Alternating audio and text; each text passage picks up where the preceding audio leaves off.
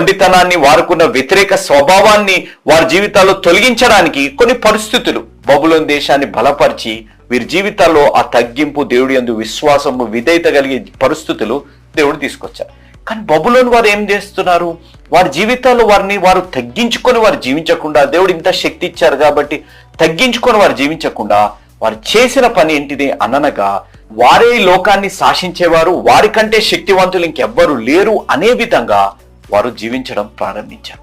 నేను చెప్పే మాట ఇక్కడ మనం గమనిస్తే, మానవుని జీవితంలో దేవుడు ఎప్పుడైనా తగ్గింపు కలిగి జీవించిన వారిని దేవుడు ఎంతగానో హెచ్చిస్తారు, దేవుడు ప్రేమిస్తారు. దేవుడికి ఎన్నడూ కూడా దేవుడి సన్నిధిలోకి వచ్చేటప్పుడు తగ్గింపు కలిగిన జీవితాన్ని జీవించేవారు రావడము అనేది దేవుడు ఎంతగానో ఇష్టపడతారు.